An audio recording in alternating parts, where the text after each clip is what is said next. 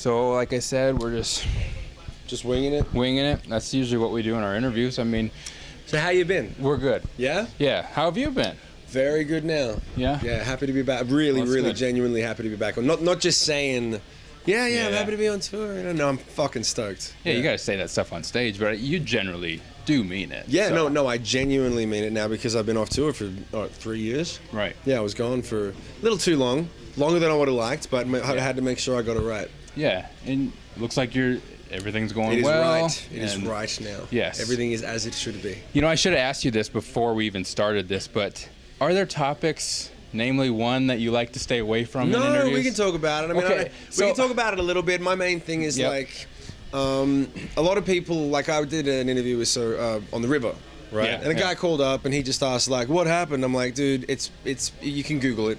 Yeah. You know, you can Google it." So Yeah. I don't really. The only reason that I don't talk about it as much is because now I'm moving forward. A little while, just a couple of days ago, I remembered. You know when you learn how to drive? Yeah. And the general rule when you're reversing is, for any reason, is you only reverse as far as you need to so you can go forward. Right, right. So you only go back just as far as you need to so you can go forward. So I've gone back far enough, Yes. and now this new record. Well, is and that moving was how forward. I was going to preface the question. Is it something now that you want to move on with, don't really want to talk about it, or are you just going to live with it? No, I'm not. It's not. I'm happy to talk about it if need be, but Right. I've kind of like it'll just be repeating whatever you could. If you just Exactly. you Google it, it'll come straight up, and it'll be like, okay, so this happened, this happened, this happened, the Right. band broke up. It's like when we ask how we used to start our interviews when we started this 8 years ago. Yeah. Is hey, how'd your band name come about? Yeah, it's we don't like, have to deal with that anymore. Yeah, Go yeah. watch every other interview. Yeah. yeah. So, I mean, it's like you said, you're moving forward. Yeah. And here we go. All right. That's so, let's talk about it. We're moving forward. Last September, Shim Came out. The album came out. Yep. And you've done some awesome videos with it. Thank you. Crucified is out, and that was a pretty cool one. Thank you very much. You liked it? Oh yeah. Yeah, I worked oh, yeah. hard on that one. I had a fan ask me too on that video, because we had some fans message us, hey, ask this question. Somebody asked, okay, what was the idea behind putting the soil on the face or something? Well, it's the idea of I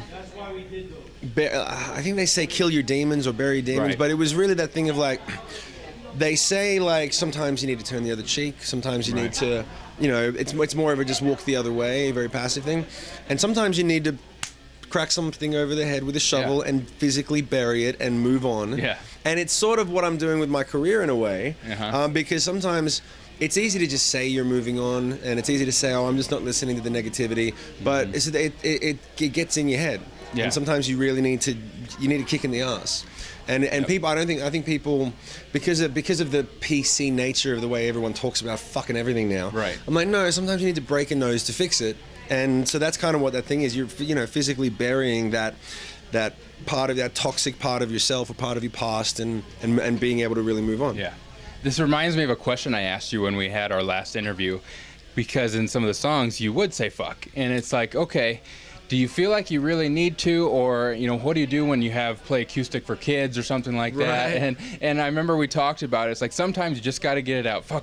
Yeah, sometimes it's necessary. I mean, I think it's interesting. They've done studies that people who swear more are technically more intelligent. Right. I was like, I swear like a motherfucker. Yeah, right. I swear all the time. So no, I think it's valid when it needs to be, and if it adds passion, I actually swear a lot less on this record just because I had more to say. Okay. Yeah. Yeah. Because I did see that. It's just your feelings are coming out. Big time. Yeah, I bled on this motherfucker. Right. Like it is all on the record. Right. Yeah.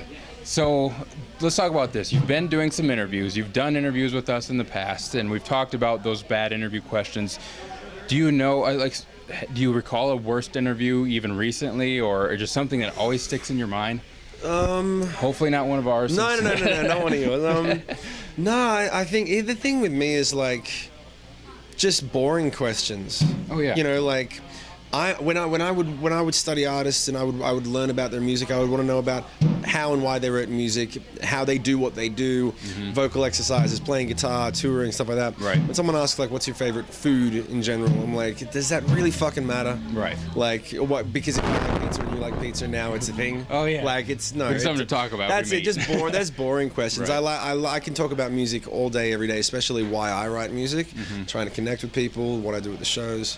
As long as it's about the music music, I could talk for days. Anything, I'm kind of getting to the point now where anything outside the music is just kind of boring to me because I'm so in love with what I'm doing now. Way more than I liked what I did with the puppies. I love the music I love, and I like the ride that we took. But now I'm having a blast. Right. Yeah. All right, talking about those fun questions. You said a couple months ago, you had watched our last interview. We had our BSE box, and I remember you saying something about you have had acting experience or something. So you honestly have been one of the best ones that we've had do this because we have the acting. I think I might have been drunk when you asked me these last time. I think I was. Oh, you not this time. All right. Well, so what's the deal? So I pick him up and I do what again? Yep. You pick a question out of the box. Yeah. And then you say a number. This time it's 1 through 75. I think last time was 1 through 55. So we've added. Okay. So. Oh, Christ. All right. What has been your biggest embarrassment on stage? Okay. So 1 through 75. 49. 49. We have talk while breathing in. Talk about breathing here. Where do you get this shit? Okay. Talk like this or something. I'm guessing.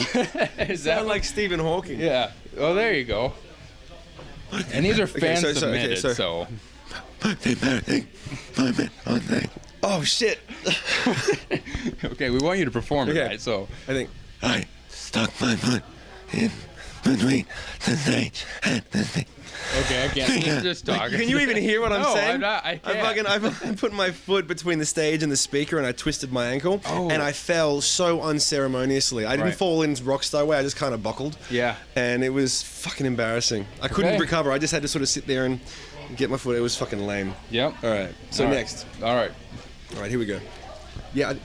Yeah, that was fan submitted. If you could change your band, I don't like that question. Nope. I remember you did this last time. It was like you pick a question you want to answer. Oh, if you could be any movie character, who would it be? All right, and 23. 23. Dealer's choice. Okay. Okay. Dealer mean I get to pick? Yeah. So you get to look at this and you get to pick one. Okay. No, I'll just make some shit up. Okay. I think if I had to be any comic book character, I would be Forrest Gump. I would, Jenny, because I do like chocolate and I do like to wear my shoes out. I like running. I just felt like running. Impression is on here, so you did it. There you go. You know, I'm thinking back. You know, we talk about winging our interviews. I don't even think we introduced everybody to you. Oh yeah, hi, I'm Shim. Yeah. I used to be in a band called Sick Puppies. Yep. If he was, that's what he was kind of teasing at. So in a band called Sick Puppies, band broke up.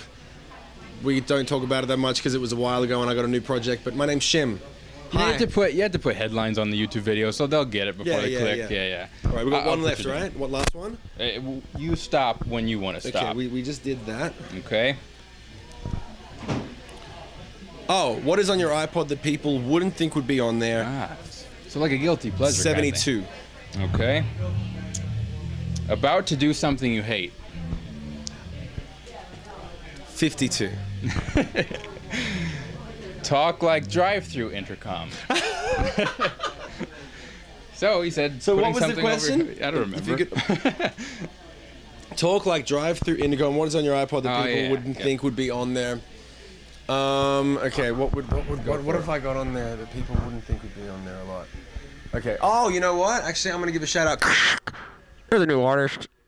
It's available on Spotify, and her name's Milk. It's M-I-L-C-K. M-I-L-C-K.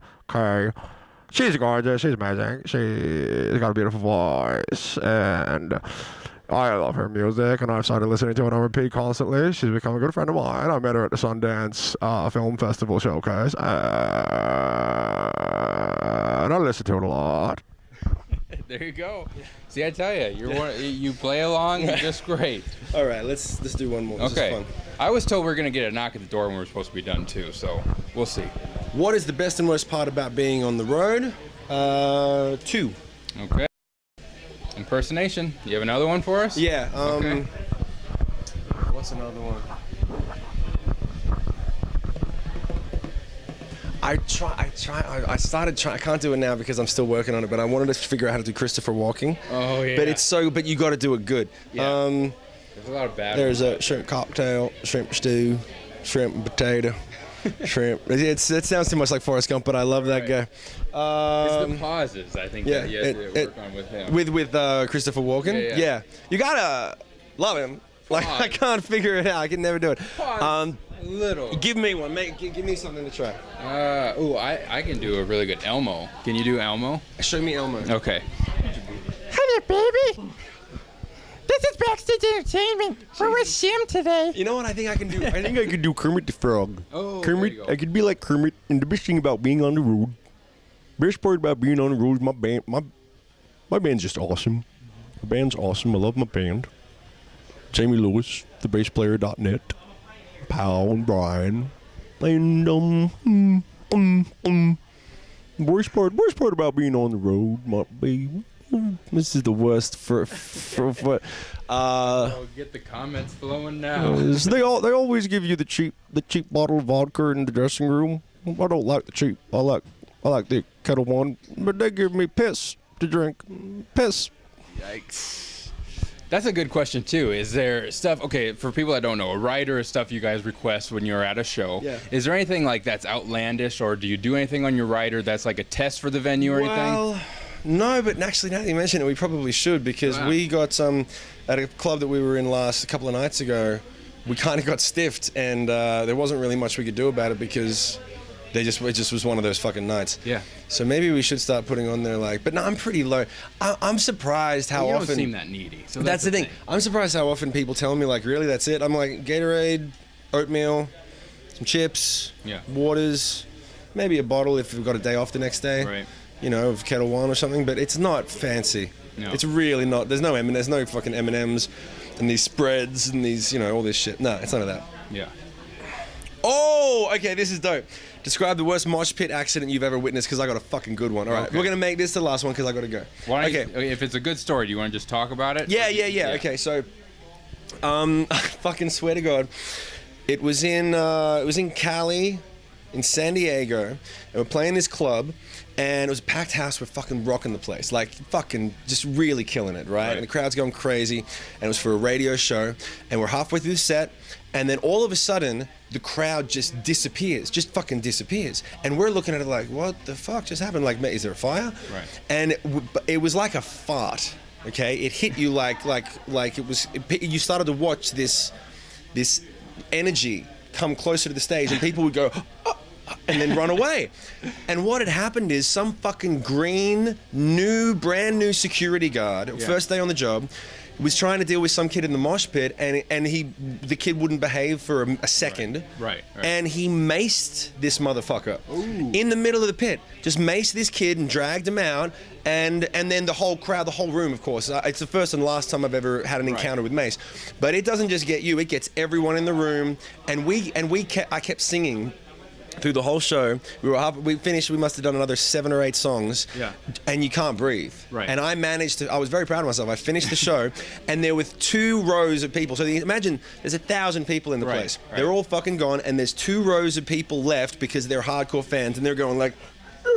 They're doing this. They can't breathe, but they're there and they're rocking out. And we finished the show for like 20 people that really wrote it out with us, and that was painful. And I felt really bad for the kid, but it was really kind of funny. And I was really, when I found out what it was, I was like, that's the best rock and roll story that I've got. It's one of my top 10 best stories ever. Yeah. So you just have that one in a holster. Yeah, for a that's question right. just That's the best mosh pit accident I've ever seen. Right. The second one is when I fucking was in New York at a theater, and normally I climbed up onto the top of I climbed up onto a rafter, and I realized that I only had one option, which was either to jump back on stage, or jump into the crowd. And so the crowd was there, and I did the thing where I hold it up and I'm like, hey, put your hands up.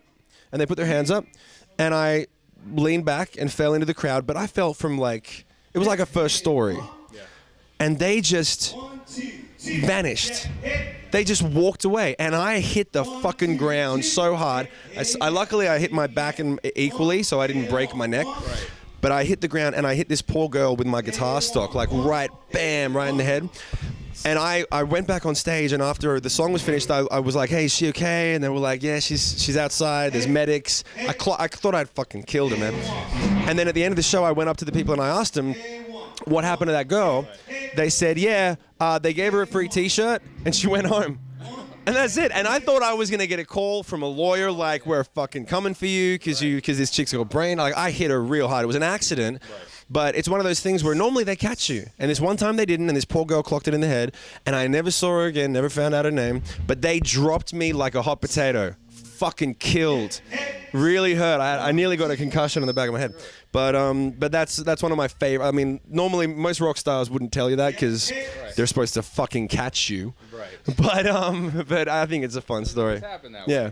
All right, so we've got the call. You gotta get going. We've got the great interview again. Thanks, man. Thank you for your support. Yes, thanks. Thank you very much. Tell everybody where they can find you. You have some socials Oh, yes. out there Okay. and everything. I've got, hey, this is it. This is really simple, okay? You go to shimmusic.com, SHIM music.com. All the socials are there. So go to that website and just click at the top. You're going to get the Twitter, the Facebook, the Instagram, It's easier than telling all because they got a little different hashtags and all that. I fucking hate it. So yeah, go to shimmusic.com and then you'll see all the links. Go and check out the videos and the music. And truly from the bottom of my heart, thank you for supporting my record and helping get the word out, man. No problem. Thanks. To find us and more of our interviews, again, we've fourth time that we've interviewed you guys. We So should have our own page. that's right, you should. I need a playlist of that, you guys. All right, Backstage Entertainment, Shim Moore, check him out. Hey everyone, thank you for watching our video. Subscribe to us on YouTube to see all of our interviews and backstage footage. Also find us on our other socials by searching at BSE Rocks or by clicking the links below in the video. By becoming a fan of Backstage Entertainment, you can enter in contests to win autographed prizes. From Backstage Entertainment, I'm Jeremy Lafrentz.